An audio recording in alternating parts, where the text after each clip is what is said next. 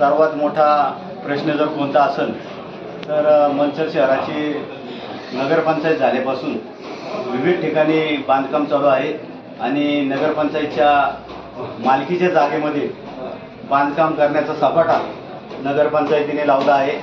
नागरिकांना विश्वासात न घेता हा सर्व कार्यक्रम नगरपंचायतचे सीओ असतील आणि इतर सर्व त्यांचे अधिकारी असतील त्यांनी लावलेला आहे।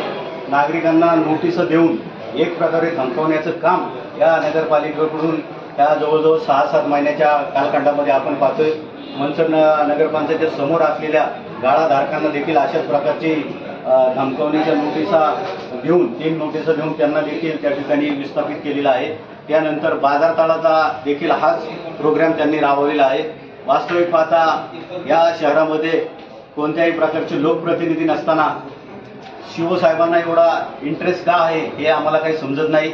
कुणीतरी या गावातील काही कार्यकर्ते असतील पक्षांचे ते अदृश्य माना नाही तर या नगरपंचायतीमध्ये सातत्याने जे कॉन्ट्रॅक्ट घेतात ती लोक येऊन या शहराचा विकास कसा करायचा याची संकल्पना शिवोला सांगत असतात आणि ती संकल्पना शिवो राबवतात आणि त्याच्यासाठी फंड दिले जातात। ते फंड फक्त टक्केवारीसाठी असतात, ज्याच्या मागे गावचा विकास व्हावा हा कोणताही हेतू नाही। त्यामध्ये गावकऱ्यांचं किती नुकसान होतंय, व्यापाऱ्यांचं किती नुकसान होतंय असा कोणताही विचार त्या ठिकाणी ते कार्यकर्ते करत नाही।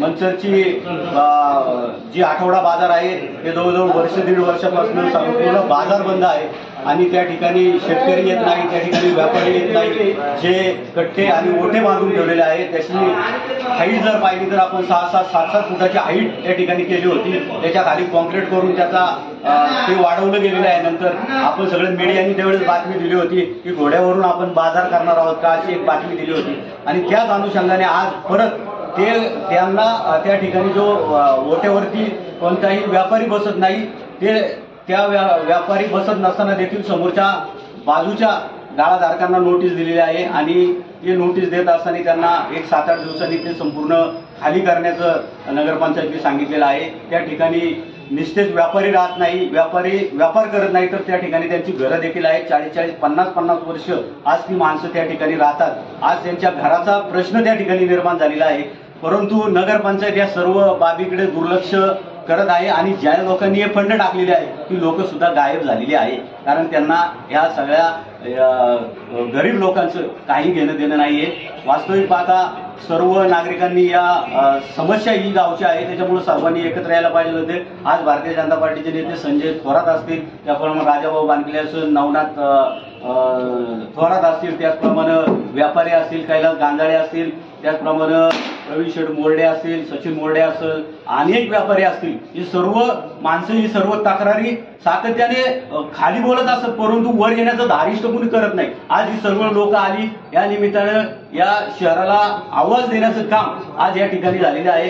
गाळा कोणाला मिळो अथवा न मिळो परंतु गावाला विश्वासात घेतलं पाहिजे, कारण की या शहरामध्ये लोकप्रतिनिधी असल्यामुळं गावाला कमीत कमी या विकासाच्या संकल्पनेमध्ये सहभागी करून घ्या आणि ज्या ठिकाणी तुम्ही जे बाजारतळ बांधलाय त्या ठिकाणी कोणती पार्किंगची व्यवस्था नाही, पाण्याची व्यवस्था नाही, फक्त ओटे बांधायचे एवढाच एक धंदा त्या ठिकाणी उरलेला आहे। त्याच्यामुळे माझी या प्रशासनाला अशी विनंती आहे की ते काम ताबडतोब थांबवण्यात यावं आणि जे ओटे झालेले आहेत त्या ठिकाणी व्यापाऱ्यांना बसवायला पहिल्यांदा सोय करा। त्यांना त्या ठिकाणी त्यांचा लिलाव पद्धतीने असेल, तुमची काय पद्धत असेल त्याप्रमाणे त्या ठिकाणी ते व्यापारी बसले पाहिजे, जेणेकरून या शहराचा व्यापार वाढला पाहिजे। अगोदरच ती सगळी बाजारपेठ ओस पडलेली आहे आणि या बांधकामाच्या निमित्तानं त्या संपूर्ण बाजार तळाचं वाटोळं झालेलं आहे। त्याच्यामुळे माझी अशी विनंती आहे प्रशासनाला का ते ताबडतोब सगळं व्यवस्था चालू करून ह्या बाजूच्या लोकांना ज्या वेळेस नवीन बॉडी कार्यरत होईल त्यावेळेस काही निर्णय या बॉडीलाही घेण्याचा अधिकार या ठिकाणी असावा